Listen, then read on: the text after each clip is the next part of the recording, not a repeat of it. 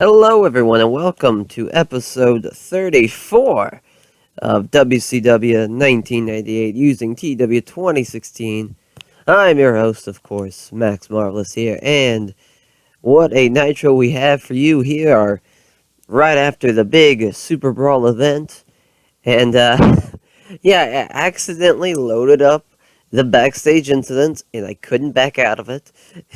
So there's that. So this is why we're starting off with that. As Ernest the Cat Miller entertained the locker room with organizing a poker tournament. What a nice guy that Ernest Miller is.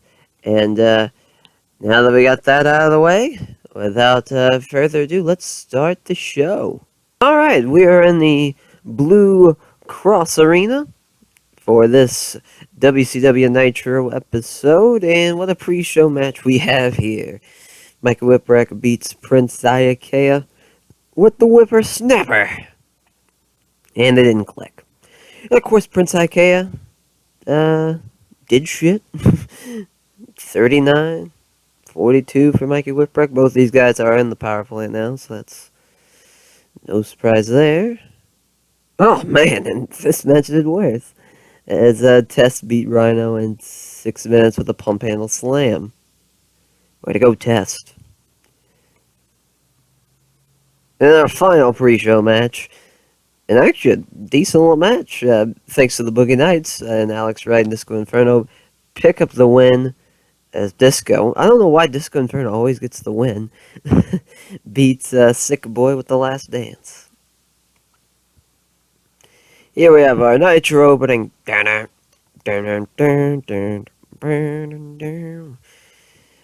going off. All that great shit. As we open up the show with J.J. Dillon and Larry Sabisco. I always liked the title ceremony gimmick, where it's kind of like in a glass case, and then they always hand the new belt over. So that's basically what this is, with Brett being rewarded the belt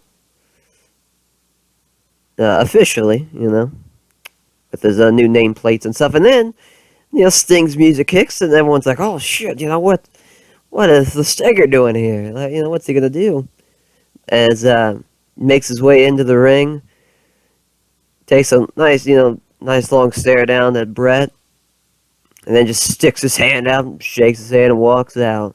It's kind of like a nice little kind of passing of the torch, like Sting was here, got rid of the NWO, and now, the new force is here, but it's, obviously not the same as the NWO, where they're looking to destroy WCW. It's more Brett being here and embracing WCW, so it's Sting, kind of the approval of the Stinger for Brett.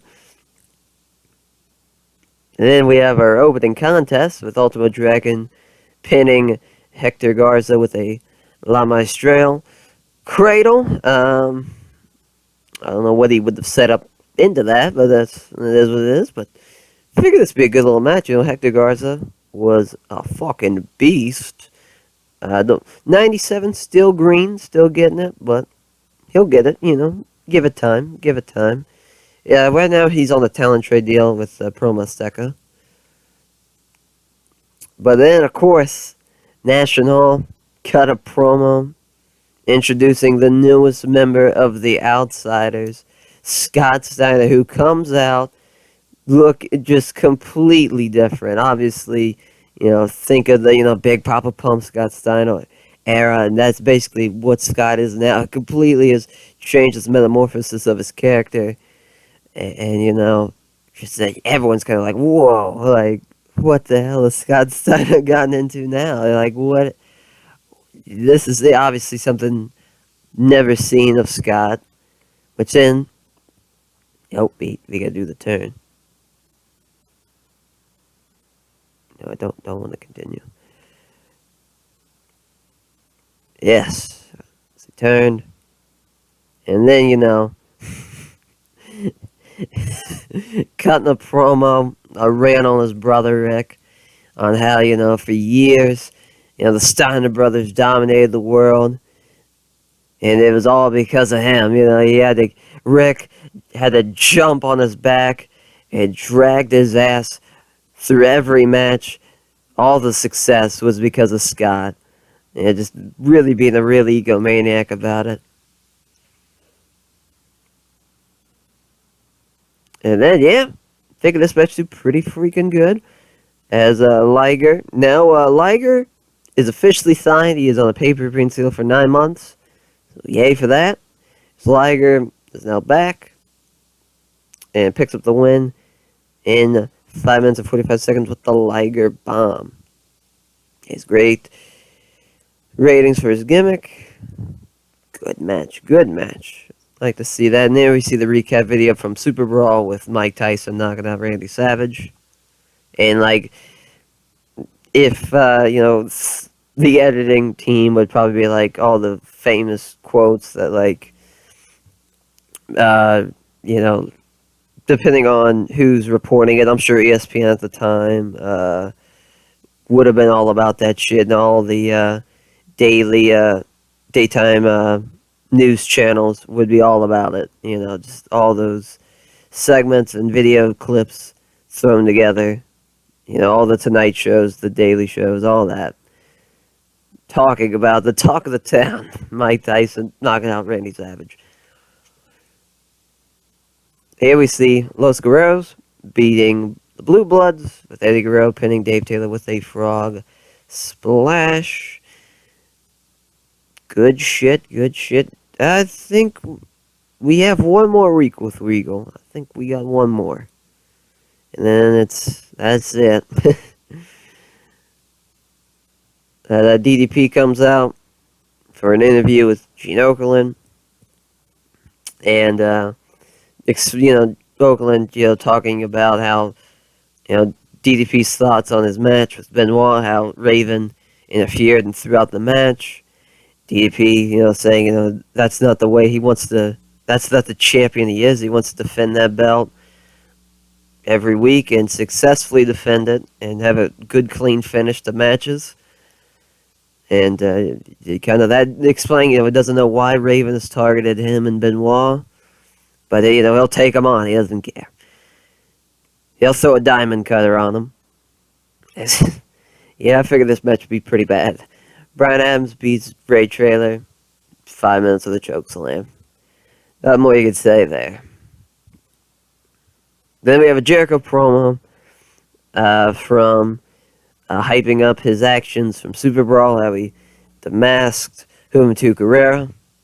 And kind of, he has, cutting this promo, of course, with Juvi's mask, still like, holding it up and saying, this is what happens when you come across Chris Jericho.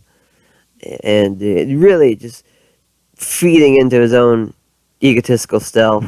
Proclaiming to be the best in WCW. And then he takes on Rey Mysterio Jr. He wins with the Lion Tamer after cheating. Trying to, rip off the mask. He's like, Rey Mysterio would jump for the springboard Hurricane Rana. And, Jericho would, somehow, dive out of the way and, try to grab his mask. And Ray would, worry about holding on to his mask more than the match. He, sweeps the leg into the Lion Tamer. That gimmick for the win. Then, Jericho challenges, he's like, that man of 1,000 holds. I don't think I forgot about you, Dean Malenko. I just beat, your contender for your Cruiserweight title. I beat another Cruiserweight at Superbrawl. And I'll beat your ass too, so come on down here, I don't care. But Malenko doesn't respond though, just kind of sending it back to nothing. As Jericho just leaves, just that's what I thought, type of the typical heel.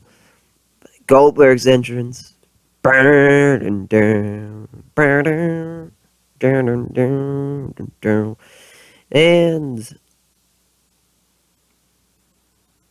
he beats Glacier, who, of course, won his match at Superbrawl against Mortis, making that defense number 7 of his WCW television title. Of Goldberg with an 80 in ring. Good shit. Then our next match, Ming beats Davey Boy Smith with the Tongan Death Grip. Yeah. Ming. And then finally, we get a Raven promo explaining his actions to Chris Benoit and DDP. Raven talking about how, Benoit had, basically his altercations with the Flock. And now Raven, beat him for his television title. And how could Benoit then go on to bigger and better things while Raven is still, in obscurity, not getting any chances for titles. Getting, basically saying he was held down. And how he was not going to sit on the sidelines and watch Benoit take an opportunity they didn't deserve. So he figured he would intervene and throw his name into the title picture. And then in our main event, Lex Luger beats Kurt Hennig in 10 minutes with the torture rack submission.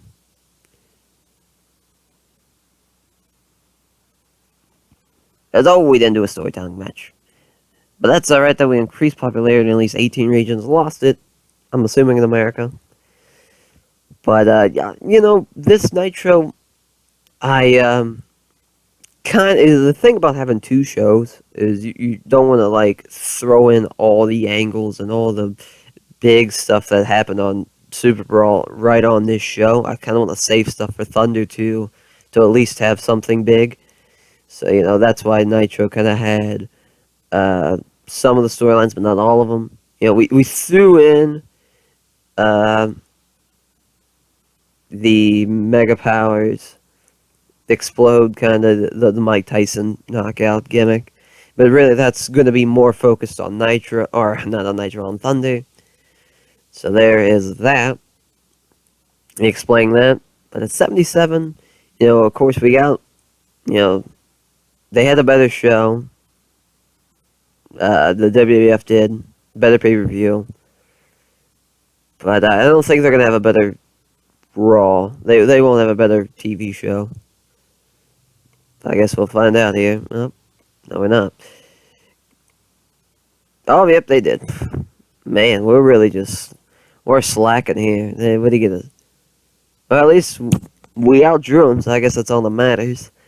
Really, probably what killed us was the Bryan Adams Ray trailer match. Well, actually, the Goldberg Glacier. But I just wanted to, because, Glacier won at Super Bowl, so it's like, well, might as well throw in a match for the TV title, even though he's going to lose. Would be really nice to get Hayabusa, let me tell you. Manny Fernandez during APW. That's a big deal. Oh, they're at the shot. Oh, that's cool. Yeah. But you know what? Yeah, Riggs.